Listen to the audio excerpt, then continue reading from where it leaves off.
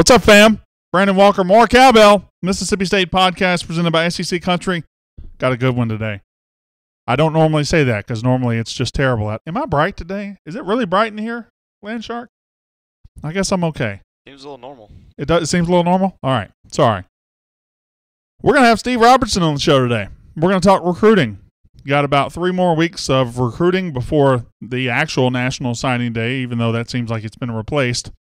And State has to clean up in recruiting. They got to finish up. They've got 15 in the boat on campus. Well, they got 3 on campus. And then they got to finish up recruiting. So we'll talk to Steve Robertson about that. What will it look like? Who will State add? Who will State go after? And we'll also do today's top 5, which I had a fun idea this morning. My top 5 favorite Mississippi State athletes ever. Easy, right? All sports. Top 5 favorite Mississippi State athletes ever. Well, it took a mind of its own. And it kind of got big, and I went on Twitter and said, hey, you want to give me yours? And so I got about 20 or 30 fans that have given me theirs, so we'll just talk about them. We'll talk about I'll go through them, and that'll be the show. About 15 minutes to Steve Robertson, about 10 minutes of today's top 5, and then we'll get to it. Now, you might have a different top 5 than me. I assume that you will. And right now, some of you are thinking, well, are you going to talk basketball? No, I'm not. Until this team shows life, until this team shows me something that doesn't make me want to puke, I'm probably not going to talk basketball. It's just a dreadful sport to watch right now. I'm not talking about women's basketball. I'm talking about men's basketball. It's hard to watch. Even if you have a good team, it's hard to watch. We'll talk about that. Hail State from Ackerman, Mississippi. Terry Banks is from Chula Vista, California. Good to see you. Little Rock, hello, D. Curtis. Hello to everyone. Again, Steve Robertson will be on the show to talk recruiting. South Carolina, hello, Mike Angelo. That's a new name. Hail State from Point City. Bobby Toomey is here. So the work release program still going on in Point City. Good to see that. Hail State from Lafayette County, or as Landshark says, Lafayette County. Ringgold, Georgia, hello to one of my 2 Ringgold, Georgia fans. You can always talk about women's basketball. I can. Oh, and there's Mark Childs, the other Ringgold, Georgia fan. Are you guys hanging out together? Oh, why are there so many people from Ringgold, Georgia? Why am I so big in Ringgold? That still seems to be a big number. Not that much. It's not like it's a gigantic. It's not New York City. I mean, it's not Chicago. Hail State from Webster County. Webster County, we're just west of Clay County. Population 7. So good to have you in Webster County. I assume that's going to be the only person from Webster County because I think there's only one computer in the county. Anyway, Augusta, Georgia. Hello, Billy Altman. Hail State from the Port City. Darnell Watts Juzang. What's the Port City? Iowa City. Hello, Tim Franks. Portland. Immediately stop. Home of the Trailblazers. Don't ever do that again. Alpharetta, Georgia, just up 400 from where we're sitting right now. Hail State from St. Louis. From Delta State University, Dylan White. Latrell D. Knox Birchfield checking in from St. Louis. So, yeah, we'll have Steve Robertson. And then we'll do today's top 5, my 5 favorite Mississippi State athletes of all time. You're welcome to guess what my 5 favorite are, if you'd like. I have one favorite athlete. Who is it? He's all my 5. Who? Fred Smoot. You like Fred Smoot? Love Fred He did not make my list. Oh, he did not make my list. He got close. Chris Williams says Hail State from Pearl, Mississippi. Pearl over West Point. So Chris Williams is going into stand-up comedy. Good for you, Chris. Saying ridiculous things won't get you anywhere in this life. We all know West Point will beat Pearl by at least 3 touchdowns. We know that. Fred Smoot, Tan White. 2 from Webster County. All right, so we got 2 computers in Webster County. They have improved. I love Webster County. One of my best friends in the world lives in Manatee, Mississippi. Good morning from Sulligent. Hello, Lynn Rhodes Gilmer. Thanks for being here. Steve Robertson coming up in about 5 minutes, and then today's top 5. There are some obvious ones on my top 5. Let's see. I got 2 basketball, 2 football, and a baseball. Yeah, that's what I got. 2 basketball, 2 football, and a baseball. Garrett Weaver says J.J. Johnson. Latrell Knox Birchfield says Dak. Ken Renee Williams' favorite active player is Mark McLaurin, even before 3 interceptions. McLaurin had a sneaky good year.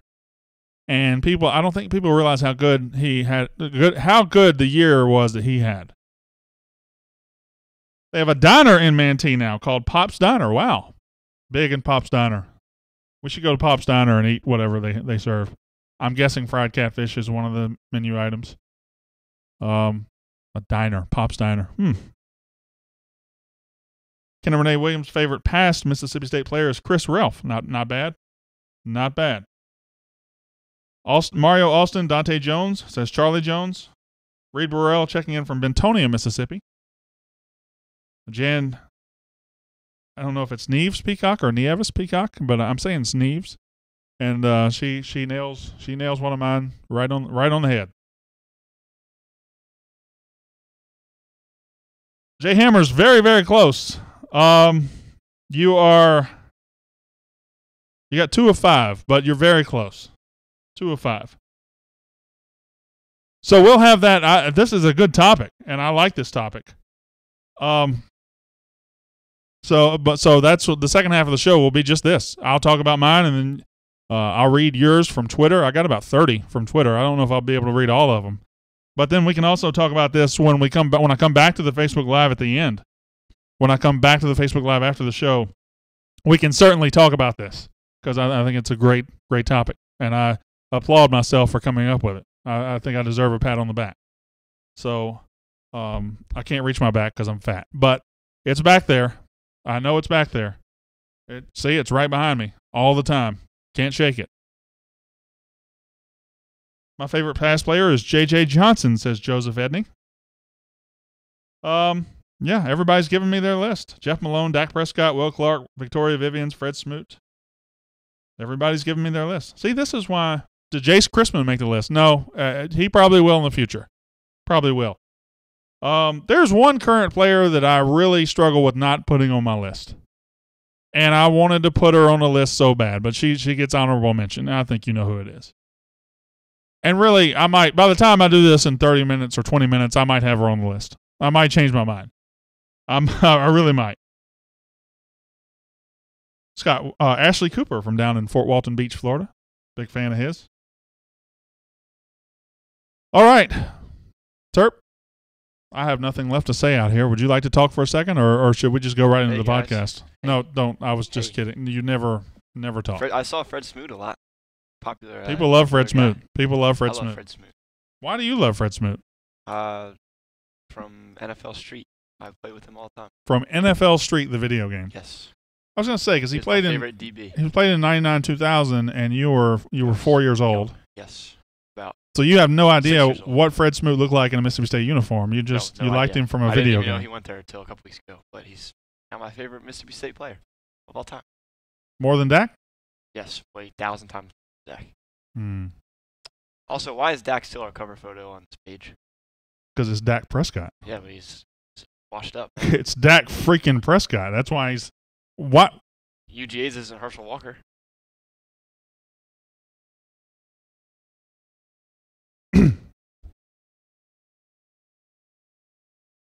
This weekend at the diner is shrimp hobo packs. What is a shrimp hobo pack? Sounds good. It does sound good. I mean, shrimp pack. I mean, it's got to be good, right? All right. Got 117 people here. We're getting started. We'll have Steve Robertson to talk recruiting, and then we'll do today's top 5, and then we'll get out of here. So, Terp, let's do it.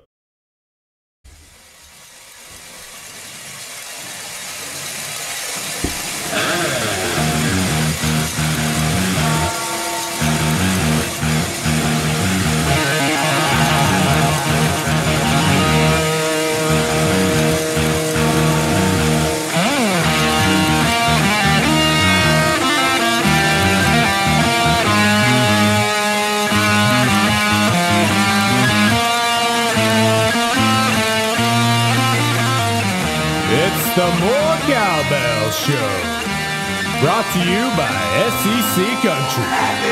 And now, your host of the More Cowbell Show, Brandon Walker. That's me, Brandon Walker, More Cowbell, the Mississippi State podcast presented by SEC Country, coming to you from the SEC Country Studios in Dunwoody, Georgia, just north of Atlanta. Well, I guess you can call it Atlanta. We're in Atlanta. We are here in Atlanta, Georgia, coming to you on this Thursday to talk about Mississippi State sports. Here's what I'm not going to talk about before I get started. I'm not going to talk about the basketball team. I'm not going to talk about the men's basketball team. Not only was it a loss at Florida, it's just hard to watch State. Even when they win, it's just a hard team to watch. There's nothing aesthetic about it. There's no team, there's no player that's really taking over. It's just a dreadful sport to watch across the country and in Starkville, Mississippi. So I'm not going to waste my time talking about basketball. They lost to Florida last night. That'll be the end of that. Women's basketball going to beat Ole Miss by 30 tonight. That'll be fun, make me feel better.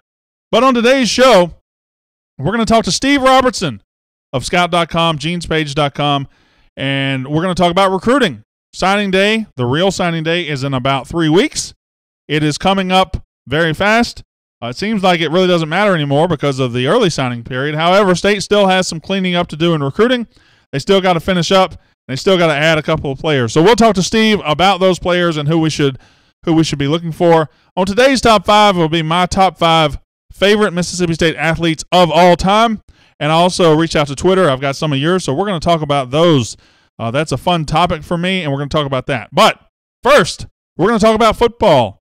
Football recruiting. State has a lot of momentum right now. I think early signing period was a success for Mississippi State. We're going to bring in Steve Robertson, the #1 recruiting expert about Mississippi State, about the state of Mississippi, and we're going to have him on the show now. Steve, thanks for being here, buddy. Brandon, so happy to be with you again. It feels like it's been forever. It's been about 3 weeks, and let's not let it happen again because I need you on the show, and I know you need to be on the show so people know your name because this is the #1 Mississippi State podcast in the world. Thanks for being here, Steve. Now, recruiting. You okay? You all right? Sounds like you're laughing. Yeah, I'm just letting you continue your delusions of grandeur. But go right ahead. Well, that's fine. Now, Mississippi State had a very successful early signing period, in my opinion. I think they established some needs, or they filled some needs. They got the wide receiver position taken care of. But give me some names going forward. There's still signing day left to happen, and State needs to add, 4 or 5, maybe 6. I don't know how many players, but give me some names of players, prospects Mississippi State fans need to be looking out for in the next couple of weeks. Well, perhaps the biggest name and probably the biggest need and a talented player that could fill that need is former Mississippi State commitment Fabian Levin out of Olive Branch. And he's the guy, when you look at Mississippi State's roster and you look at that 2 deep going into 2019, you're going to be really good for 2018. You like what you got there with Corey Thomas, Braxton Hoyette, Jeffrey Simmons, and Trey Brown. But there's going to be a real problem there here in a couple of years if you don't get some guys in there now. And Fabian's the guy obviously that can slide inside and play a 3 technique and do a great job. And so he is a real priority target. And even though he did decommit on the National Signing Day, it was probably on New Year's Day, he is still in contact with Mississippi State. I would not be the least bit surprised to see him take a unofficial visit here before signing day. But it looks to be a State-Ole Miss battle. But that's one that people need to watch. That one's not over by a long stretch. And then Miles Mason's the guy that committed to Mississippi State, and the staff was in transition, and Arkansas kind of got in the mix, so that situation has become a little bit unsettled. And he's a guy that can play linebacker. He's a guy that can play safety, and he gives you some versatility. Those are a couple names, but I'm excited about some of these corners. Eddie Smith is the guy that was out of Louisiana, formerly committed to TCU, and Rashad Williams committed to Vanderbilt. Could be Tennessee, Mississippi State battle there. But you've got to go out and get another corner because you've got to get some guys in the pipeline. You've got to go out and get a defensive tackle because you've got to get some guys in the pipeline.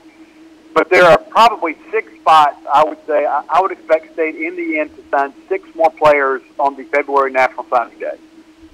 Well, what about, and you mentioned Miles Mason, but what about the other committed guys who didn't sign? Should we write them off? Should we? Is the coaching staff moving on from those guys?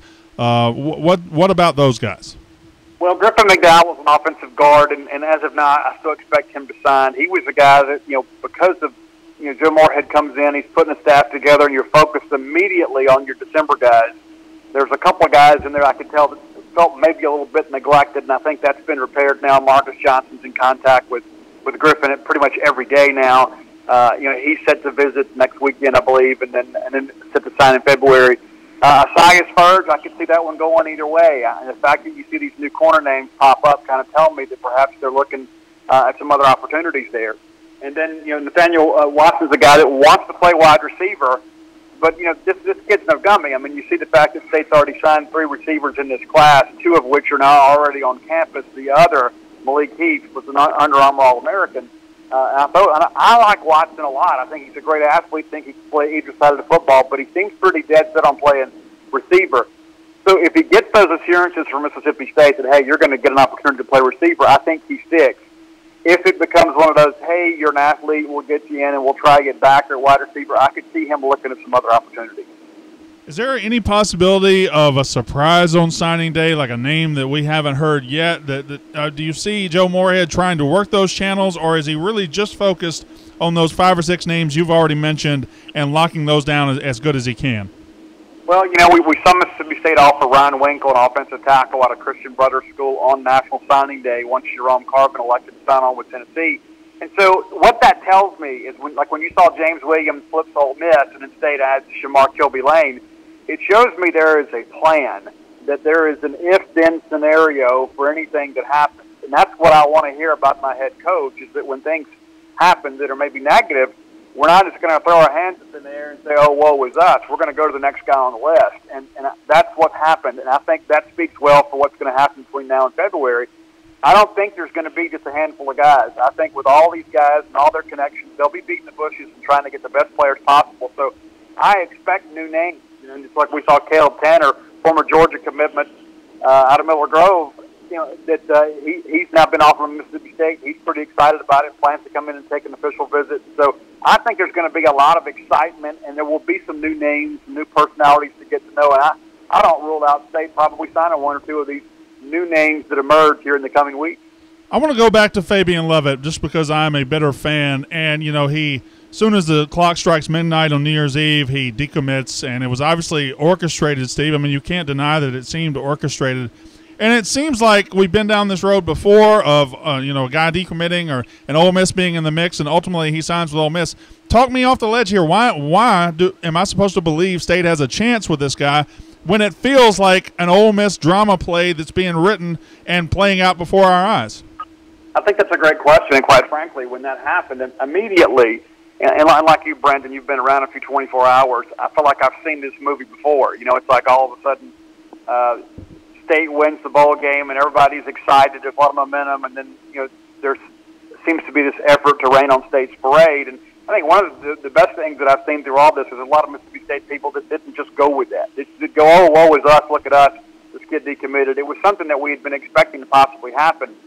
You hate that it happens, but at the same time, too, the lines of communication are still open. Brian Baker's still working that situation, very, very strongly. I know he has a great relationship with the father, and they've pretty much told Fabian, look, we see you as an NFL guy. We think that you're a Sunday guy. You've got a chance to play with us as an underclassman.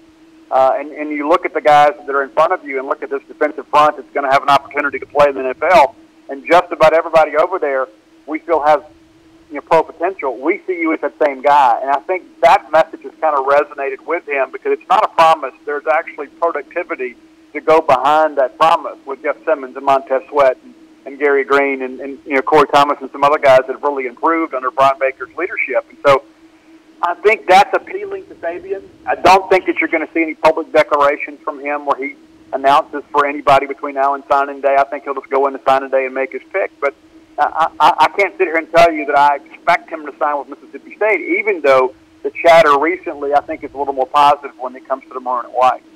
All right, so for months, maybe even years, we've talked about the 2019 class. The arrow has pointed to the 2019 class as being one of the best in Mississippi, and now we are here. We are basically at the doorstep of the 19 class. Ole Miss did not get the punishment from the NCAA many thought they deserved. I think they'll be more of a player in that class than others would have wanted them to be. So let's look at 2019. It's going to be a fight in state. How's Mississippi State looking? Are they poised to be okay in that class? Well, I think you're in pretty good position with a lot of guys. Now, that said, I don't think you're in the position you would hope you'd be because I think many people expected Ole Miss to get a reasonable amount of scholarships reduced in their punishment. And that, a lot of those punishments, I think, were in line with what we anticipated. But the fact that, just a handful of scholarships, that's an absolute joke. And I don't know how that really serves as a deterrent to anybody out there that's looking to cut corners. But, yeah, I do expect Ole Miss to be more of a factor, just like the fact they get Jerron Ely to commit early. And I think we all anticipate that guy's probably going to sign, a first-round draft pick type contract with Major League Baseball. But that's a good PR coup for them. And I think one of the things we're seeing behind the scenes is Ole Miss is trying to get some of these kids to commit early. Heard recently that an in-town prospect, Zach Edwards, is being told, hey, it'd be a really big deal for us, even if you don't sign with us, go ahead and commit to it.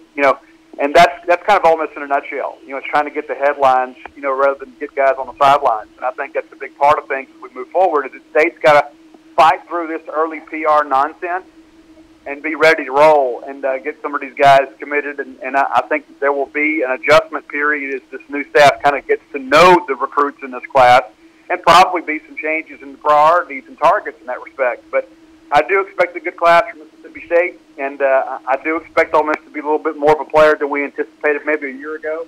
But that said, I think once this group gets the players in camp and has an opportunity to get them on the sidelines to see a football game this fall, I believe that people are going to be very excited about what they see from Mississippi State. I hate Ole Miss. All right, last question, and then we'll let you go. John Corrice Patterson is a receiver from Pearl who decommitted, then recommitted, and is going to sign with Mississippi State, it seems. State signed 3 big-time wide receivers in the early signing period. Tell me about this situation. Like, it doesn't seem like State needs to add another receiver, and it doesn't seem like if he's not going to qualify, State needs to sign him. Just walk me through that situation. It seems like a curious one. Well, it is. And Mississippi State obviously is going to have to be real careful with the sign-in-place process moving forward, because the rules are changing. It's not going to be something as simple as, well, it's about how many you have enrolled in the first day of class. Now it's about 25 in a calendar year. And so that process, by and large, is going to kind of go away. Now, if you've got 25 to use that year, you don't want to waste one on a guy that's not going to qualify. But it does reset after the calendar year. But Patterson's an explosive receiver, and he's a guy, Mississippi State guy. He's wanted to play at Mississippi State. And I think he's one of those guys, it just kind of behooves you to go ahead and sign and place him, because I think if he ends up having to go to junior college, which we expect, I think he's going to be a national-level recruit. I think he is an explosive football player that can do a lot of things for you as a return guy. He's a guy that can carry it with jet sweep, line up outside, line up in the slot.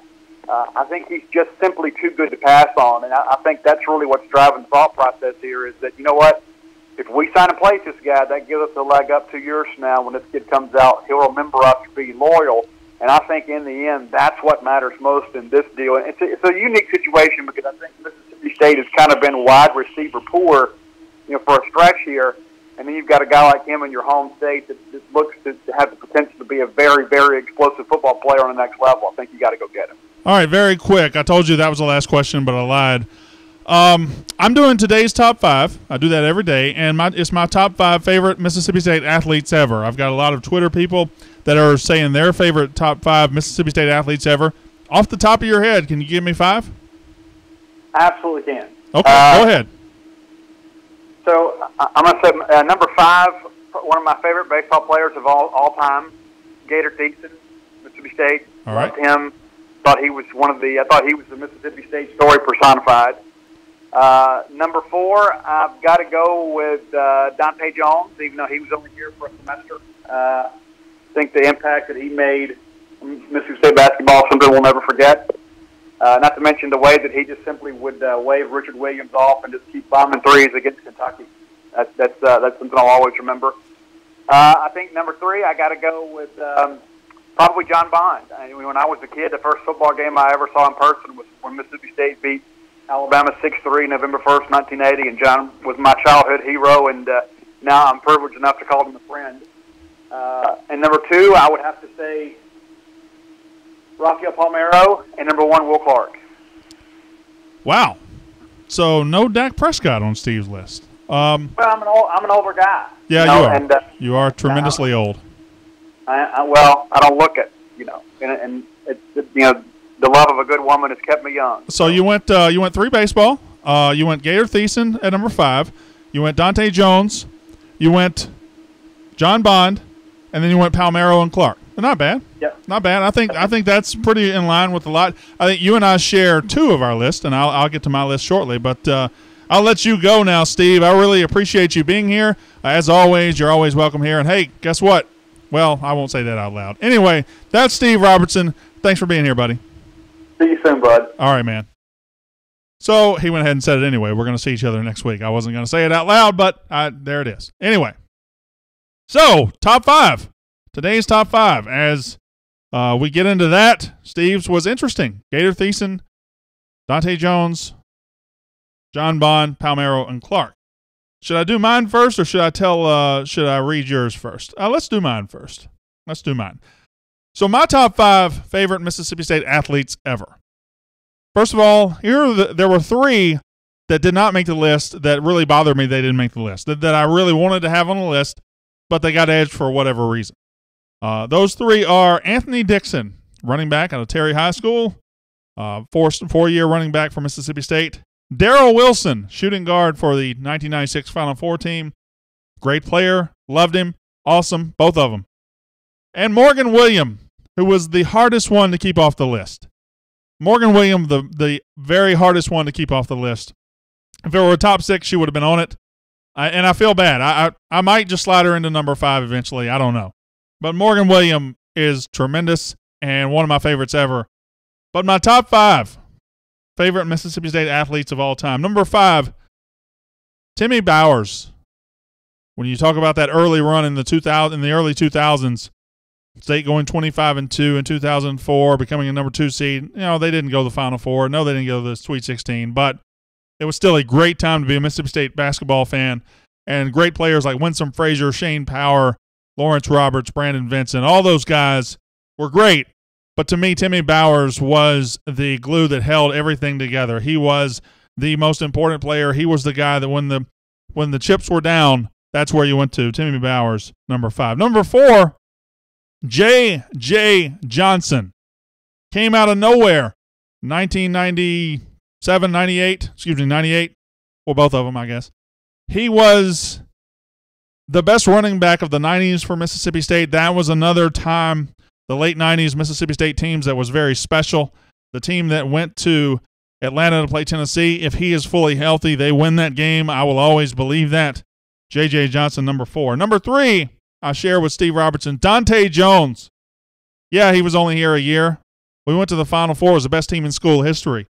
And that team with Wilson and Dampier and others was good in 95. They went to the Sweet 16, but they became a national title contender when Dante Jones became what he became.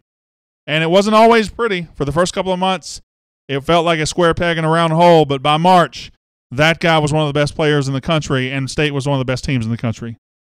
Number 2, Dak Prescott. I think this is the name that is on everybody's list. He has shown us what is possible at Mississippi State. He has become the face of Mississippi State University, and it's well-deserved. He is a great human being, a great player, and Dak Prescott probably, if I ranked all these, when all is said and done, I would guess he would come out number 1. But number 1 for me, I'm 38 years old. I was a kid in the late 80s. And if you were a Mississippi State kid in the late 80s, you were a Will Clark fan. I had San Francisco Giants hats, shirts. I had all the posters. I had everything. Will Clark was my guy. Will Clark was my favorite athlete when I was a kid. For a while, it was Dale Murphy. Then Will Clark hit the majors, and it was over. Will Clark, by far, my favorite athlete when I was a kid, and it continues to this day. My number 1 is Will Clark. Now, a bunch of you had plenty to say. I've got a bunch here, and I'm just going to go through them real quick. Because I told you on Twitter, hey, hit me up, give me your 5, and I'll read them. And I'm gonna stay true to my word. Billy Joe Cole, with one of my favorite names ever. His favorites are Ricky Joe Red, Eric Moulds, Fred Smoot, Darrell Wilson, and Markel Patterson. Markel Patterson, an interesting choice. He was a good player. Ricky Joe Red, great name, good hitter. Eric Moulds, certainly. Agent 25 says Fred Smoot, Sleepy Robinson, Dak Prescott, Darrell Wilson, and Anthony Dixon. So an all football list for him, and can't hate on that. John W. Catt says Darrell Wilson, Cameron Burns, Boobie Dixon, Palmeiro, and Dak Prescott. Iron Leg says Dak Prescott, Johnny Cooks, Jarvis Bernardo, Eric Moulds, and Will Clark. So we share a couple. Gib Ellis says Mario Hagan, Fletcher Cox, Pernell McPhee, Wes Ray, and Caleb Reed. Some of these modern baseball guys, kudos to you for liking them and everything. I don't know. When compared to guys like Will Clark and everything. Philip Owen says Dak Prescott, Darrell Wilson, Eric Moulds, Timmy Bowers, and Jay Powell. Can't hate on that. Jay Powell was a flamethrower out of the bullpen. Great player. Dan Rice 78 says Dak Prescott, Fred Smoot, J.J. Johnson, Jonathan Banks, and Dante Jones. There's the first mention of Jonathan Banks. Boy, it's hard to beat him, too. Hard to beat him.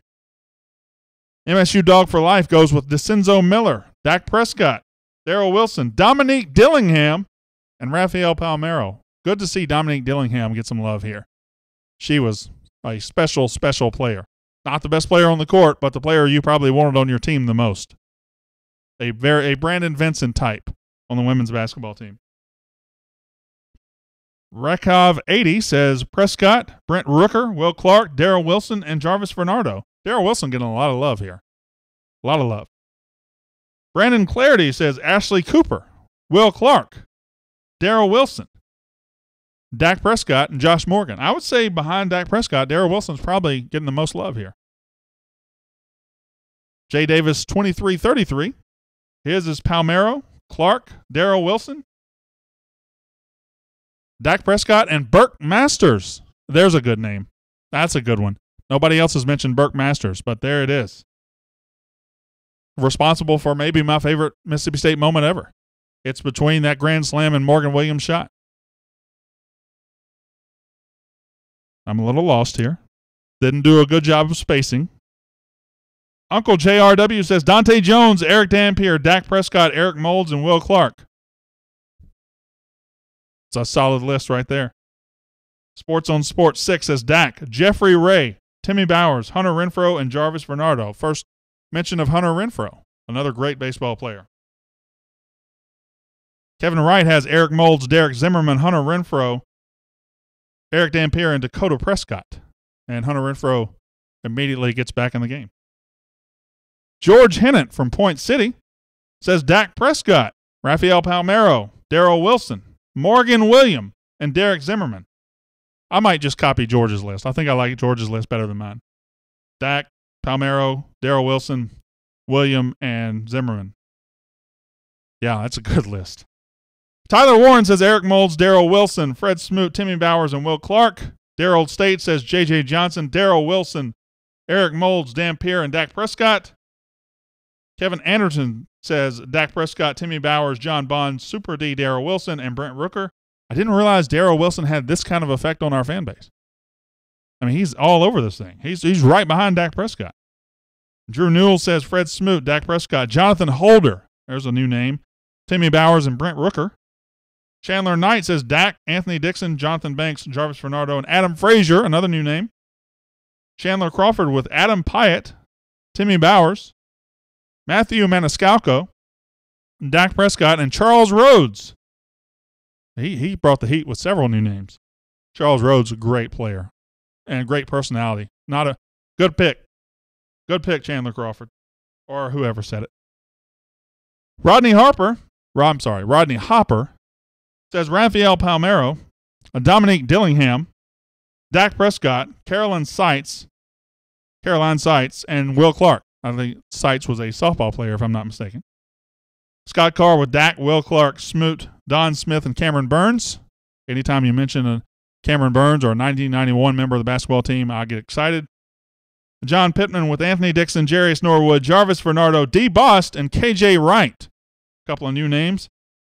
And SBC Mortgage Man closes us out with Darrell Wilson, Ashley Cooper, Fred Smoot, Jarvis Bernardo, and Boobie Dixon. Facebook Live, I'm going to come to you. We'll talk about this. I say Dak Prescott probably got the most mentions, and then Darrell Wilson was after that. Will Clark got a lot of mentions. Eric Moulds got several mentions. Anthony Dixon got a lot. So I'm not going to tally it up. It's just fun to talk about. That is my favorite. That is your favorite. And we'll be right back on Facebook Live to talk about this.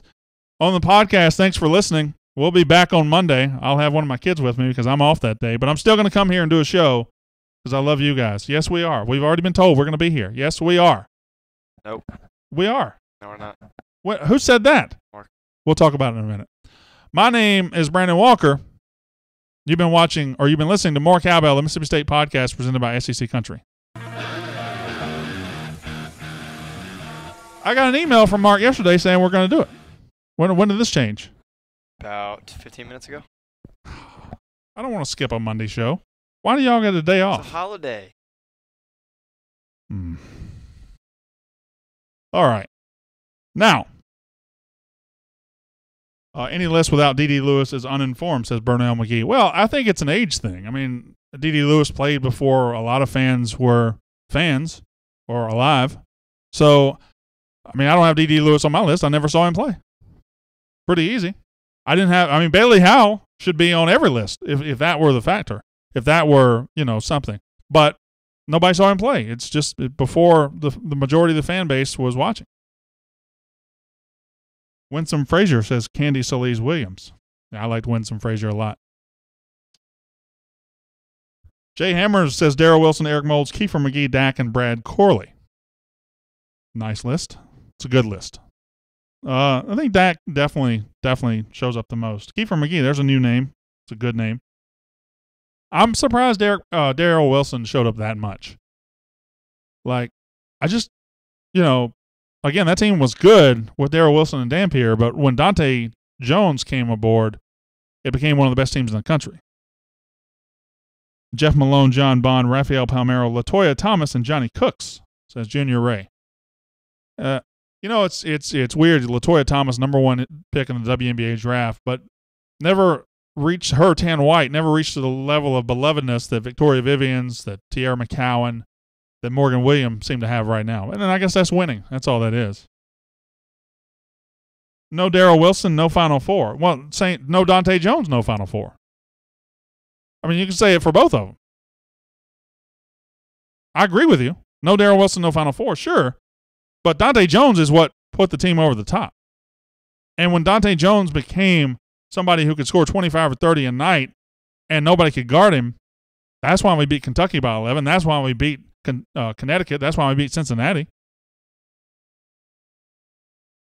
By the way, nice job picking the name of your podcast. Yeah, I knew what was going on. Yeah, very smart. Very sharp fella right here.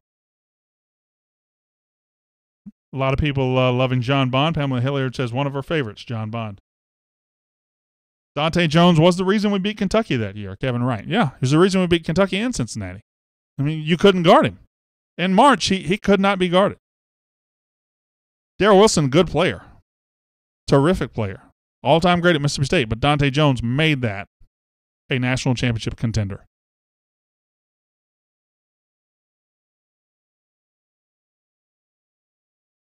Kiefer McGee was leading the nation in rushing when he tore his ACL against South Carolina. That's really how your fourth pick got his shot. But no state athlete affected my life like Kiefer McGee. What a person. Yeah. I hear you. Kiefer McGee, one of the all-time greats.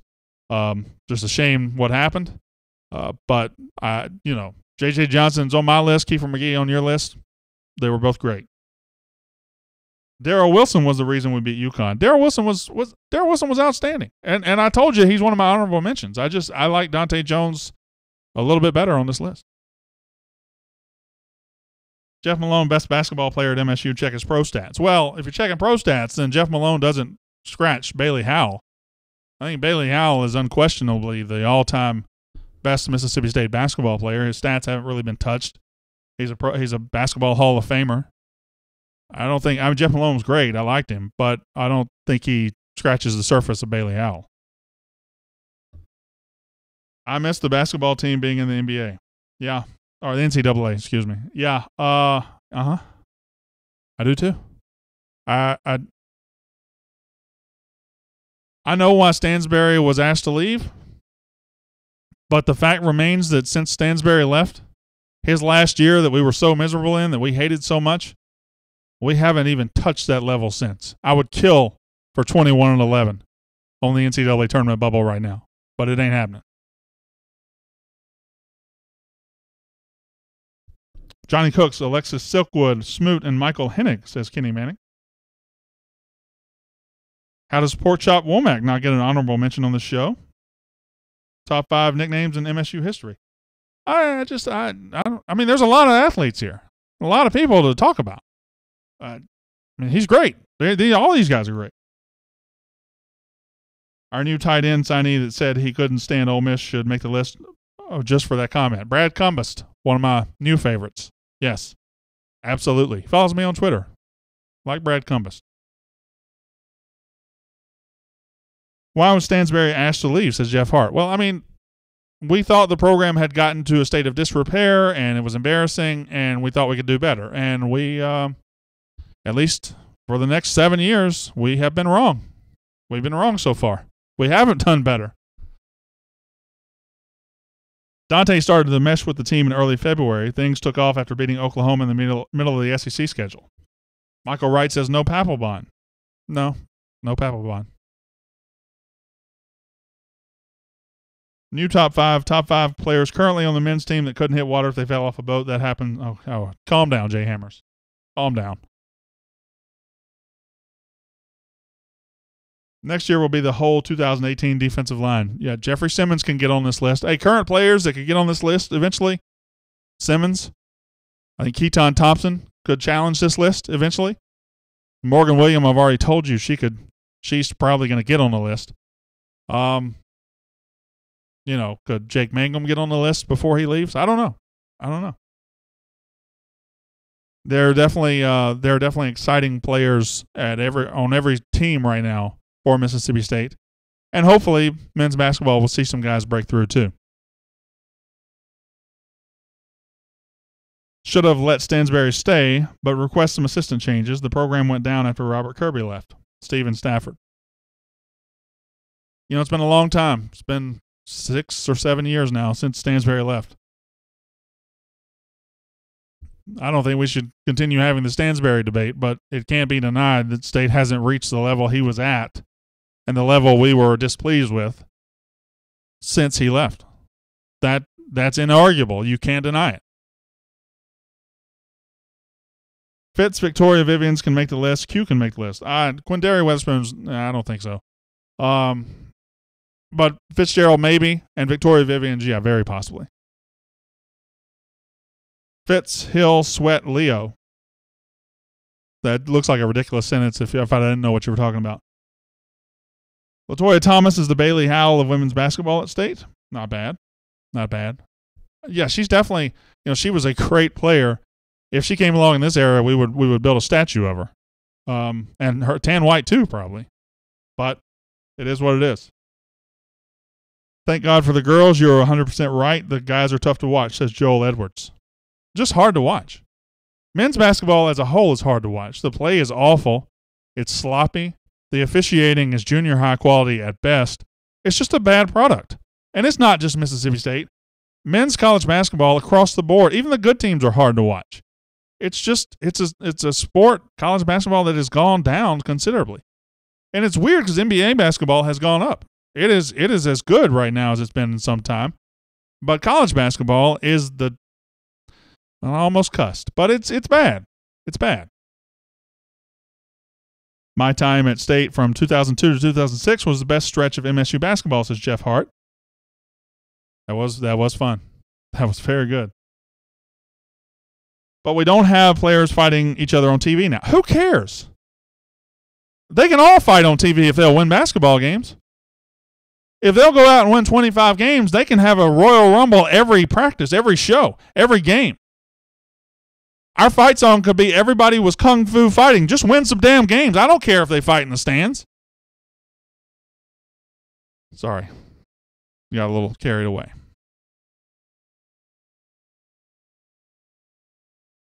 Men's basketball will be 500 in the SEC. I wouldn't rule that out. I think we're going to beat Auburn. I do think that. Home games are a totally different animal than road games. I think we're going to beat Auburn. Nobody else does, but I do. it's just we got to figure out. Shots have to start falling, and it feels like a team that once good things start happening, it could come in spades. Like it could just start rolling downhill for you. But right now, it's just hard to watch. Paula Pace says no, Brandon. I agree. I think you disagree with my take on players fighting in the stand. 1 week from now, the tune will be different. I hope so, Thomas Fowler. I hope so. I really hope so. But it's all about winning. Who cares about other stuff? Just win, baby, says Tim Franks. I really don't want players embarrassing us, but if you asked me back then, all right, we'll get rid of the embarrassment, we'll also get rid of the wins, I would say, no, I'd like to keep the wins. I would like to keep the wins. I would like to keep a respectable basketball program. I don't want to hire a guy who shouldn't be hired in Rick Ray. I don't want Scott Strickland to tank the basketball program for 6 years, but he did. He did. Just wait 233 days and all will be well. Football, Michael Clyburn. Yeah, well, baseball is between now and then, so I think baseball will be really nice. Be really nice. Showed the lack of control Stans had. Well, we have control now. We just suck at basketball. Is that better? Is that better? To me, it's not. I'm over basketball, ready for baseball, says Chad Mask. I agree with that. I agree with that. That Arkansas win isn't looking good. Arkansas getting killed these days, and the people here in Arkansas are having a heart attack, says Jay Hammers. Here's the thing about the SEC. It's pretty good this year. There are no dreadful teams. The worst teams in the league aren't all that bad, and the best teams in the league, Kentucky, Florida, aren't all that good. They're okay. They're not national title contenders. So the SEC is very compressed. It's very tight. And every game is a war. Every game is going to be close or hard fought. You have to win all your home games, and you have to steal some on the road. That's why losing at Ole Miss was so disappointing. They're not very good, and we should have won that game. We were the better team. That's why I'm so disappointed. I think my disappointment with the basketball team really stems from that. It's no shame in going to Florida and losing, none whatsoever. But following up a terrific turd of a game at Ole Miss with that, whatever that was last night, just doesn't lend to people getting behind the basketball team. And the next time a beat writer goes to Twitter and says, hey, you better come out and support this team, just say why. I mean, what is there to support right now? It's not a fun team. I love Mississippi State. I want to support them over anything in the world. But give me something to hang on to. That's all I'm asking. How do you feel about baseball's new Road Warrior pads, Corey Dickey? If the players like it, I'm on board with it. If the players like it, I'm on board with it. I do miss sports. Remember when sports, you could just go out and they could either win or they could lose or they could do that, and not everybody had to have a prop. Not everybody had to have some sort of gimmick on the side. I miss that. So, yeah. I don't know why we're talking basketball. I told you we weren't going to talk about basketball. Now people won't talk about it. Is it 12:34 already? Why didn't you give me the wrap-up? All right, give me a couple more minutes. Basketball just hasn't been fun. We'll get to it later. Today's top five, I really enjoyed that. I hope you guys enjoyed that. Steve was very good.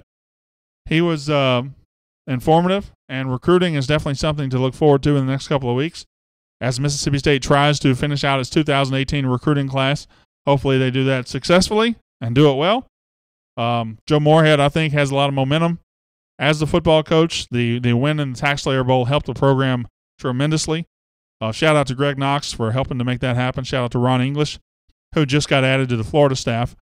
Does Dan Mullen really think he's going to win a national title by just importing the same staff he had at Mississippi State? I mean, I'm not saying it's impossible, but